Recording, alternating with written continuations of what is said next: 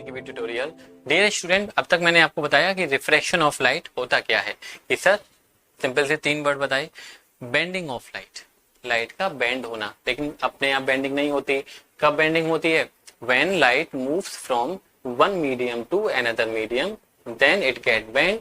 वैसे को हम बोलते हैं रिफ्रैक्शन ऑफ लाइट। मीडियम दो तरीके के होते हैं, एक ऑप्टिकली रेयरर मीडियम होता है और दूसरा हमने बताया ऑप्टिकली डेंसर मीडियम होता है। अब हम बात करते हैं कि सर जब लाइट एक मीडियम से दूसरे मीडियम में जाती है तो मुड़ क्यों जाती है, ऐसा क्या हो जाता है जिसकी वजह से लाइट बेंड हो जाती है। देखो एक बार डायग्राम को हम फिर से बनाते हैं आप लोगों के लिए।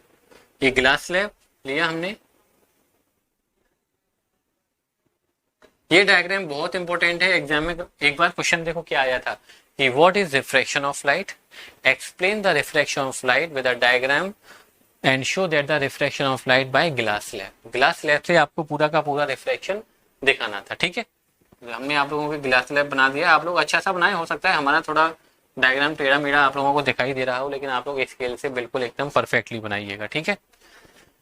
इंसिडेंट लाइट रे है, ये क्या है? नॉर्मल लाइट रे कहाँ से पास हो रही है? एयर से ग्लास में पास हो रही है, सब लोगों को पता है। व्हेन लाइट, हमने आपको 2 बातें याद कराएंगे। When light moving from optically rarer medium to optically denser medium then it bend towards the normal. ये नॉर्मल की तरफ बेंड होगी। वैसे इसको जाना कैसे चाहिए? जाना तो इसको ऐसे चाहिए एकदम स्ट्रेट, लेकिन ये ऐसे जाती नहीं है। ये क्या होता है? एंगल आई, और ये जाना चाहिए सीधे लेकिन जाती नहीं है। क्या हुई? नॉर्मल की तरफ बेंड हो गई है। और ये जो एंगल होता है ये वाला, इसको कहते हैं हम angle R, angle of refraction.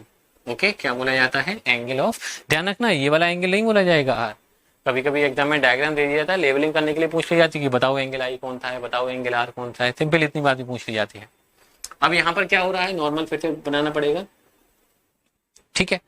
यहाँ पर लाइट ग्लास से एयर में जा रही है, मतलब optically denser medium to optically rarer medium. हमने बताया हुआ है कि when light moving from optically denser medium to optically rarer medium then it bend away from the normal, तब वो नॉर्मल से दूर हट जाती है, ठीक है। और ये कौन सी लाइट रे है? ये है इमर्जेंट लाइट रे। ये कौन सी लाइट रे है?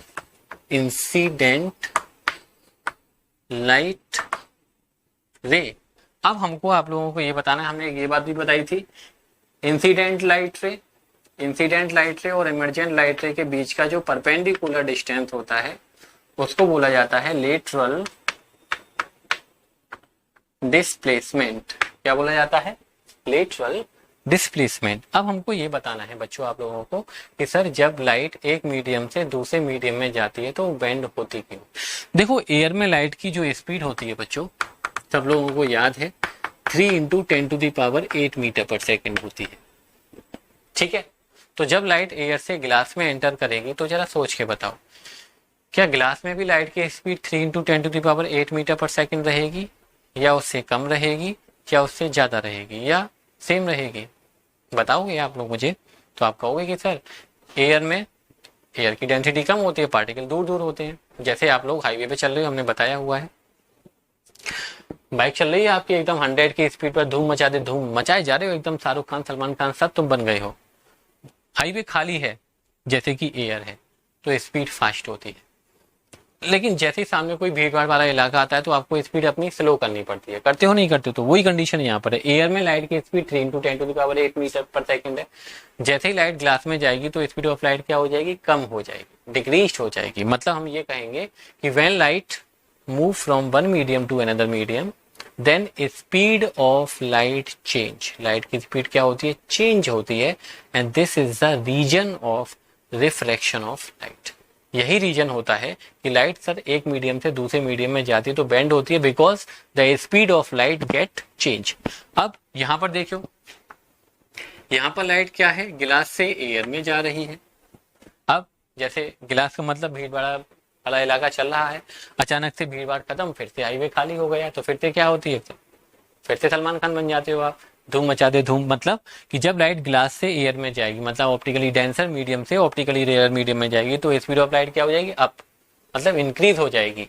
तो कहने का मतलब ये है कि जब लाइट एक मीडियम से दूसरे मीडियम में जाती है तो लाइट बेंड हो जाती है, और यही होता है cause of refraction of light. अब आप पूछोगे सर, दूसरी हेडिंग है कि sir why a change in speed of light cause bending of light. कि सर ये तो बात चलो समझ में आ गई कि लाइट एक मीडियम से दूसरे मीडियम में जाती है तो वो बेंड हो जाती है, लेकिन बेंड होने की स्पीड कम हो जाती है। लेकिन स्पीड कम होने की वजह से बेंडिंग क्यों होती है? स्पीड कम होगी या स्पीड ज्यादा होगी, दो रीजन है। रियर से डेंसर में जाएगी तो स्पीड कम हो जाएगी, हाईवे से भीड़ भाड़ वाला इलाका कम हो जाएगी, लेकिन डेंसर से रियर में जाएंगे भीड़ भाड़ इलाके से वापस हाईवे तो स्पीड हमारी ज्यादा हो जाएगी, हमारी से मतलब लाइट की स्पीड ज्यादा हो जाएगी। लेकिन स्पीड में चेंज होने की वजह से बेंडिंग क्यों हो जाती है? तो देखो एक डायग्राम और बनाते हैं आप लोगों के लिए। सबसे पहले हमें क्या करना पड़ेगा, इसको रफ करना पड़ेगा। ये सारे डायग्राम आप लोग बहुत नीट एंड क्लीन बनाइएगा, एकदम परफेक्टली। हमने आप लोगों के लिए बनाए भी हुए हैं। जब नोट्स आप लोग फॉलो करोगे, नोट्स अगर आपको चाहिए तो हमारे व्हाट्सएप नंबर पे आप कांटेक्ट कर सकते हो, मैसेज कर सकते हो, हम आपको नोट्स प्रोवाइड कराएंगे। ठीक है, ये देखो एक ग्लास स्लैब लिया। अब मैं क्या करने वाला हूं इस ग्लास स्लैब पर,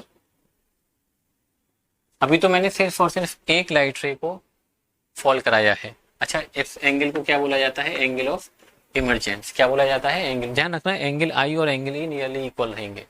ठीक है, बहुत कम होता है 0.5 डिग्री का इतना, लेकिन एंगल आई और एंगल ई इक्वल रहेंगे। आप थोड़ा सा कॉन्सेप्ट लगाओगे मैथमेटिक्स का, ये करस्पॉन्डिंग एंगल का पेयर बनता है। तो एंगल आई और एंगल ई इक्वल होते हैं, और ये दोनों एंगल, ठीक है, ये एंगल भी आपस में इक्वल होते हैं। या एंगल आई और एंगल ई में अंतर भी होगा तो बहुत थोड़ा सा अंतर होगा। ध्यान रखना इस बात को, कभी कभी एग्जाम में ये पूछ लिया जाता है कि आपको दो मैंने दिए, एंगल आई दे रखा है 30 डिग्री, एंगल आर दे रखा है 19 डिग्री, एंगल ई दे रखा है 30.5 डिग्री। एंगल आई दे रखा है 30 डिग्री, एंगल आर दे रखा है 20 डिग्री, और एंगल आर दे रखा है 40 डिग्री एंगल ई। तो बताओ इसमें से कौन सा सिस्टम सही है और कौन सा सिस्टम गलत है? तो पहले वाला सिस्टम देखो, एंगल आई और एंगल ई नियरली इक्वल है, तो इसका मतलब पहले वाला सिस्टम सही है। यहाँ पर एंगल आई कितना है? 30 है, एंगल आर 40 है। सर इतना डेविएशन नहीं होता है, ठीक है, नियरली इक्वल ही रहेंगे। ध्यान रखना 30 है तो वो भी 30 ही दिखाई देगा, 30.1 भी हो सकता है, 30.2 भी हो सकता है, बहुत थोड़ा सा अंतर रहेगा। और बहुत बड़ा अंतर हो तो वो ऐसा पॉसिबल नहीं होगा। कभी कभी ऐसा भी क्वेश्चन एग्जाम में दे दिया जाता है एमसीक्यू टाइप में। Well, a beam of light, हम क्या करने वाले हैं, एक पैरेलल बीम को, बीम ऑफ लाइट का मतलब समझते हो ना, कई सारी लाइट रेस का ग्रुप।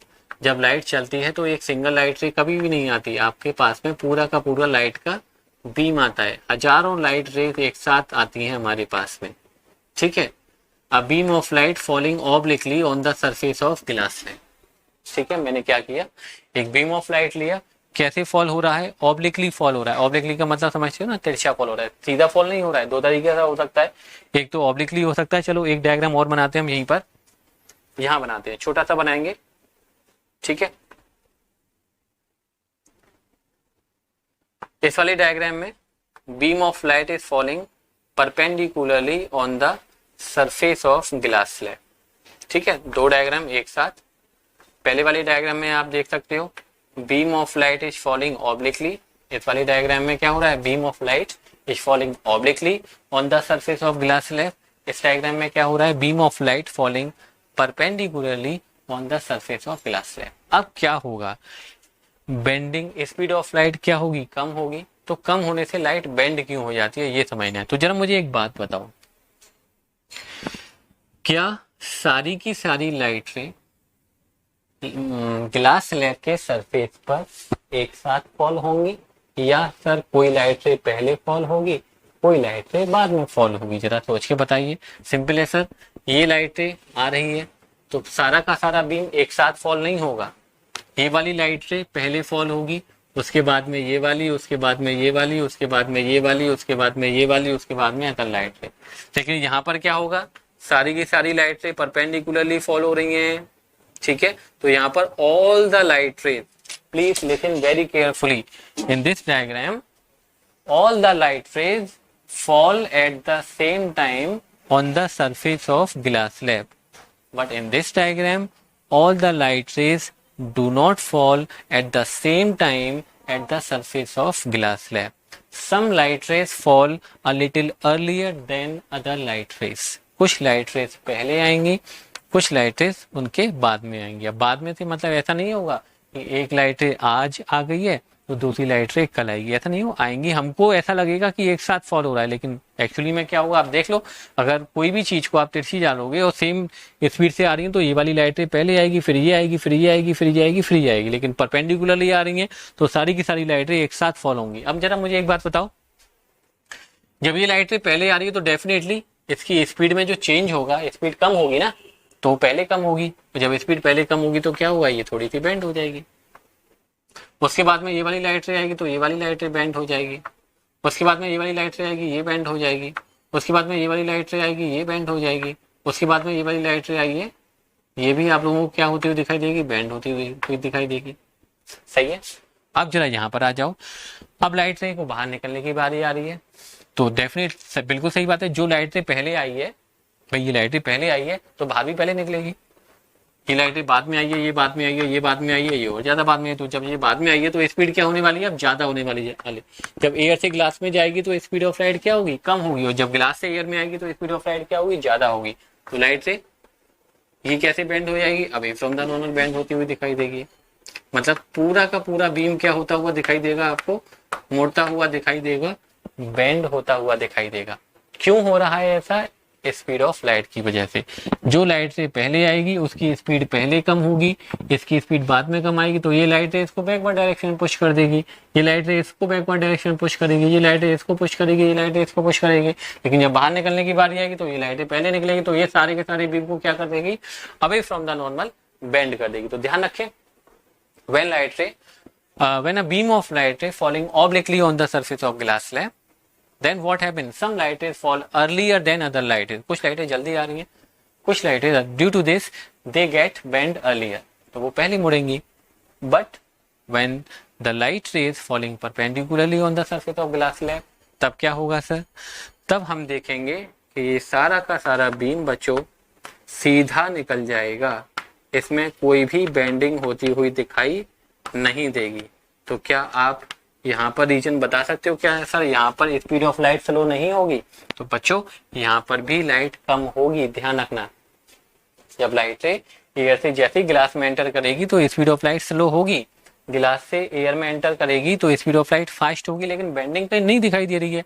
यहाँ पर तो हमको बिल्कुल अच्छे से बहुत बढ़िया सी प्यारी सी बेंडिंग दिखाई दे रही है, क्यूट सी बेंडिंग दिखाई दे रही है, लेकिन यहाँ पर कोई बेंडिंग नहीं दिखाई दे रही है। क्यों नहीं दिखाई दे रही, because all the light rays fall at the same time on the surface of glass slab. glass slab के सरफेस पर सारी की सारी लाइटें सेम टाइम फॉल हो रही हैं, तो सबकी लाइटें में जो डिक्रीजमेंट होगा वो सबका एक साथ होगा, लेकिन यहाँ पर ऐसा नहीं हो रहा है। क्यों, क्योंकि सारी की सारी लाइटें एक साथ मिरर के सरफेस पर फॉल नहीं हो रही हैं।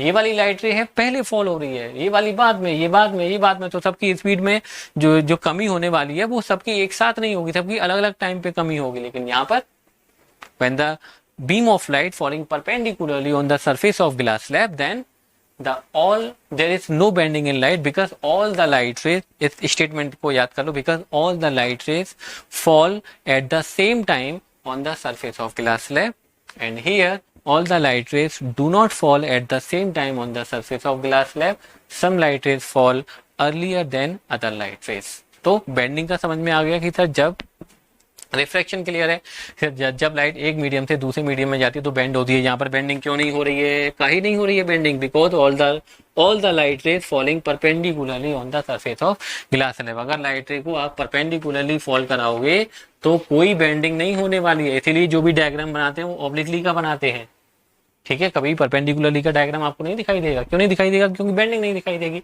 स्पीड में तो कम होगी, स्पीड में ज्यादा भी होगा, रेयर टू डेंसर जाएगा स्पीड कम होगी, डेंसर टू रेयर जाएगा स्पीड ज्यादा होगी, लेकिन बेंडिंग नहीं होगी, because all the light is fall at the same time on the surface of glass slab. But when beam of light is falling obliquely on the surface of glass slab, we can see the bending of light। तो bending of light क्या होती है ये बात समझ गए। Bending of light का reason क्या है, स्पीड में कम और ज्यादा होना। जब लाइट एक मीडियम से दूसरे मीडियम में जाती है तो क्या चेंज होता है, उसकी स्पीड चेंज होती है, जिसकी वजह से लाइट क्या हो जाती है, बेंड हो जाती है। और बेंडिंग ऑफ लाइट को हम कहते हैं रिफ्रैक्शन ऑफ लाइट। अब मेरी बात आप लोगों को समझ में आ गई होगी कि रिफ्रैक्शन होता क्या है आखिर, कि लाइट जब एक मीडियम से दूसरे मीडियम में जाती है तो सर बेंड होती है, एंड बेंडिंग ऑफ लाइट को ही हम कहते हैं रिफ्रैक्शन। रिफ्रैक्शन का रीजन क्या होता है तो हमने आपको यहाँ पर समझा दिया।